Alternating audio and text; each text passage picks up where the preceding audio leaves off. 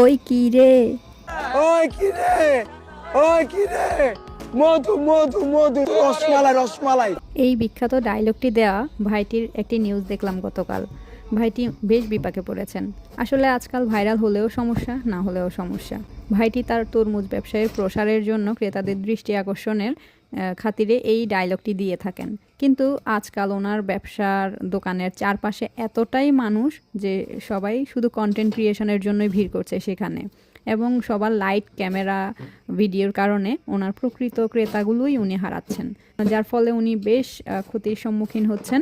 তো গতকালকে যে নিউজটি দেখলাম সেই নিউজে উনি বলছিলেন যে আপনারা আমাকে মুক্তি দেন, বেশ কান্না বিজড়িত কণ্ঠে বলছিলেন। খুব খারাপ লাগছিল ওনার কথাগুলো শুনে।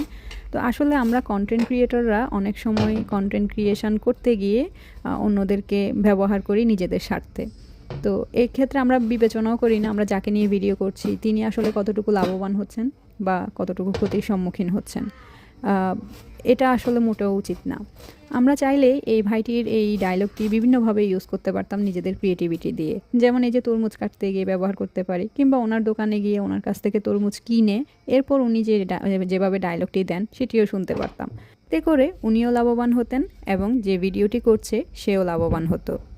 তো আমি আজকে এই ভিডিওর মাধ্যমে সবাইকে সেই মেসেজটা দেওয়ার চেষ্টা করছি যে আমরা কন্টেন্ট ক্রিয়েশন করতে গিয়ে যেন অন্যদেরকে বিপদে না ফেলি, অন্যের ক্ষতি না করি। তো সবাই ভালো থাকবেন, সুস্থ থাকবেন। আসসালামু আলাইকুম। আর হ্যাঁ, আমার এই তরমুজটি দেখতে অতটা লাল না হলেও এটি কিন্তু মধুর মতো মিষ্টি ছিল। তো সবাই ভালো থাকবেন। আসসালামু আলাইকুম।